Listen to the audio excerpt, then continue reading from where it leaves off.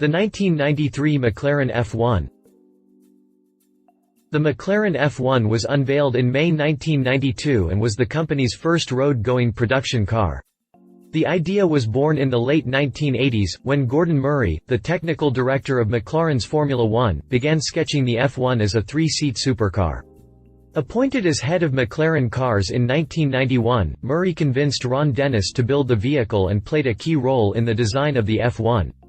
It was unlike any other supercar launched up to that point. It had a race-inspired design, a three-seat configuration with the driver's seat in the middle, and a comfortable ride for a vehicle of its kind. It was also the first production car to use a carbon fiber monocoque chassis and the first to bring high-tech and expensive materials such as titanium, magnesium, Kevlar, and gold under the same roof.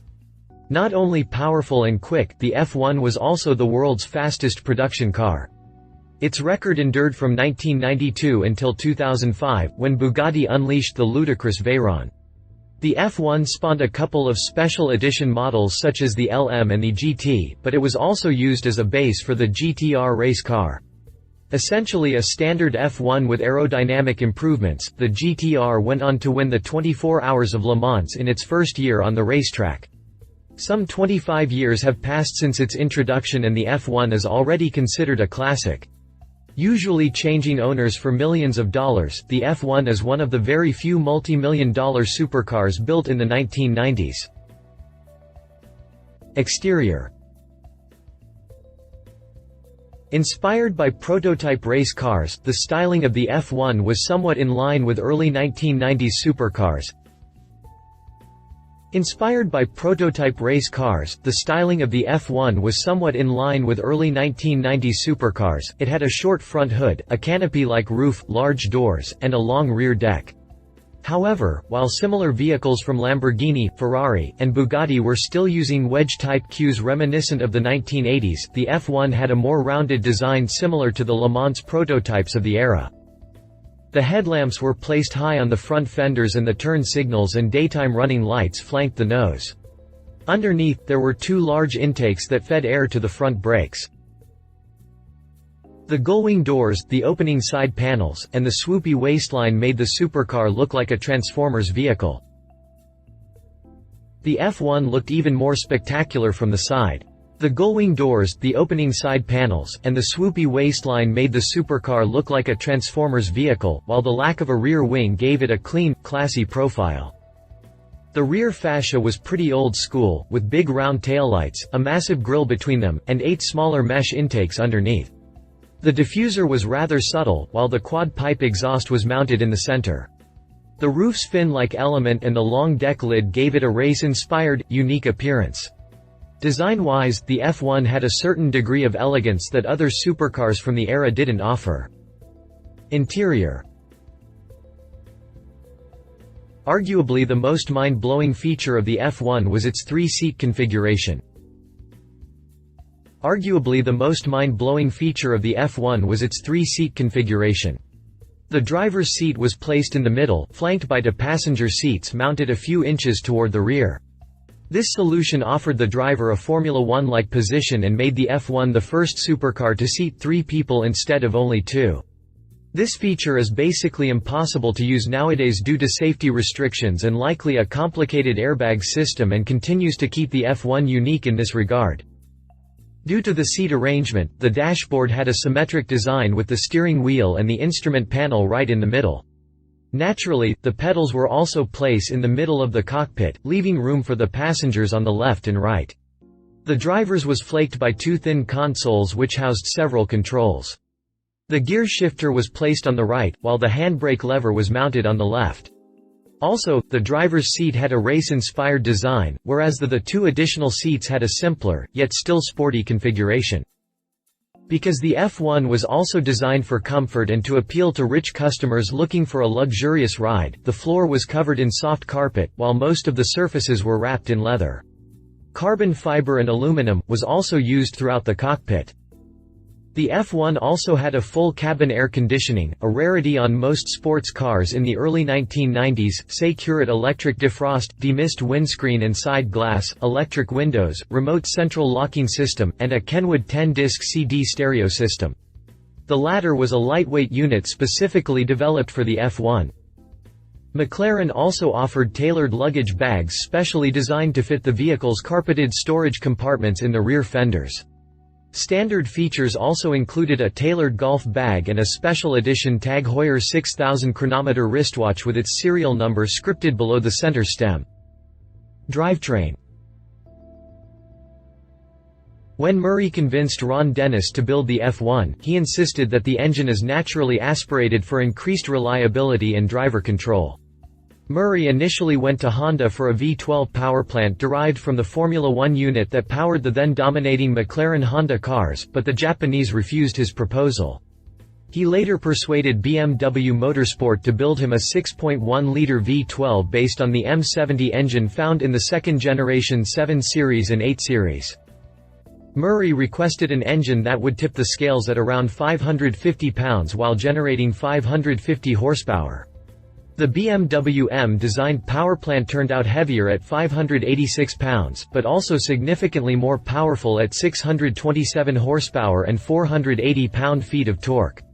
These were tremendous figures for the early 1990s, but became even more spectacular next to the F1's curb weight of only 2,500 pounds. The V12 mated to a transverse, 6-speed manual gearbox with an AP carbon triple-plate clutch and a Torsen limited slip differential. The massive output and the lower curb weight made the F1 the quickest supercars of its era. The massive output and the lower curb weight made the F1 the quickest supercars of its era. The sprint from 0 to 60 miles per hour came in just 3.2 seconds, while charging to 100 miles per hour took a scant 6.3 ticks. It also needed only 28 seconds to hit 200 miles per hour from a standing start. Its top speed was even more impressive at 231 miles per hour, but this was the result of an electronic limiter due to safety concerns.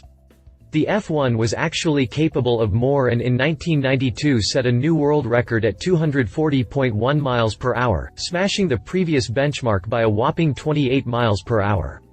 During a private test in 1998, the F1 hit 243 miles per hour with Andy Wallace behind the wheel. The supercar rides on a double wishbone suspension system that was benchmarked to that of the Jaguar XJ-R16, Porsche 928S and Honda NSX. The steering knuckles and the top wishbone, bell crank were specially manufactured in an aluminium alloy, while the wishbones were machined from a solid aluminium alloy with CNC machines. The lightweight wheels came wrapped in specially designed tires created exclusively for the F1 by Goodyear and Michelin. Stopping power came from unassisted, vented, and cross-drilled brake discs and aluminum calipers made by Brembo. Gordon Murray initially wanted to utilize carbon fiber brakes for the supercar, but found the technology not mature enough. Carbon ceramic brakes were later used in the GTR race car. Prices. The McLaren F1 was priced from $815,000 back in 1992, around $1.4 million in 2016, which made it hugely more expensive than other supercars. But despite the steep sticker, McLaren had no issues selling the 71 road cars it built until 1998. It's worth noting that 64 were regular F1s, while 5 were LM spec models based on the GTR race car and 2 were GT versions based on the GTR Longtail. McLaren also built 28 GTRs and 7 prototypes for a total production run of 107 units. Although the F1 isn't even 3 decades old as of 2016, it fetches large amounts of cash at auctions. In recent years, several models changed owners for more than $3 million. Several records were set in recent years, starting with a $8.5 million sale in 2013.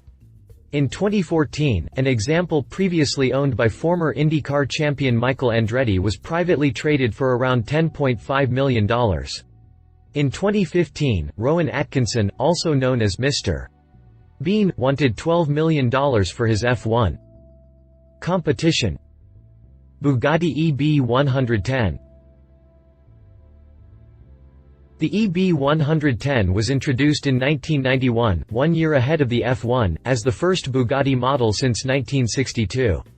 Developed and sold by Bugatti Automobili, which was created by Romano Artola, who purchased the Bugatti brand, the EB110 was an ambitious project that didn't really catch on and drove the company into bankruptcy 4 years later. Despite this, Bugatti managed to build 139 units, including the beefed-up SS model and even a motorsport version. Powered by a quad-turbo, 3.5-liter V12, the EB110 had 552 horsepower at its disposal and needed around 3.3 seconds to hit 60 miles per hour toward a top speed of 213 miles per hour. The SS was more powerful at 603 horsepower, but still lacked the F1's tremendous top speed, being capable of only 216 miles per hour. Pricing began from around $350,000, significantly less than a F1. Find out more about the Bugatti EB110 here. Jaguar XJ220. The XJ220 was yet another ambitious project of the early 1990s. Launched in 1992 as a two-seater, luxury supercar, the XJ220 had a sleek, prototype-like design and a rich interior featuring the finest leathers available at the time. Unlike the F1 and EB110, the Jag came with a twin-turbo, 3.5-liter V6, despite original plans to offer it with a race-spec, TWR-designed V12. Similar to the powerplant in the MG Metro 6R4 rally car, the V6 was good for 540 horsepower and 475 pound-feet of torque and enabled the XJ220 to accelerate from 0 to 60 miles per hour in 3.6 seconds. Its top speed stood at 217 miles per hour with the rev limiter, but Jaguar set a 223 mph record without it just before McLaren launched the F1. The British firm produced 271 cars before production ended in 1994. The supercar retailed from £460,000. Learn more about the Jaguar XJ220 here. Conclusion. If I were to put together a top 10 supercars from the 1990s, the McLaren F1 would most definitely be number 1. This supercar has everything it needs to be the best vehicle of its decade. It was powerful, it was fast, and had an unprecedented amount of pioneering technology in its construction. The F1 marked the beginning of new era for supercars, as most manufacturers used it as a benchmark for future products. The F1 made Ferraris seem outdated back in the day and held the record for the world's fastest production car for no fewer than 12 years. The fact that it spawned a successful race car that was only a mild update over the road car makes it that much better. All told, its current $1 million sticker speaks volumes of the legend it created since day one. Love it. Pioneering technology, immense power and extremely low curb weight, lighter than most modern supercars, spawned a Le Mans winning race car, the world's fastest production car for 12 years. Leave it. Extremely expensive limited production run rarely comes up for sale. If you liked this video, please share your thoughts in the comments below and don't forget to hit the subscribe button.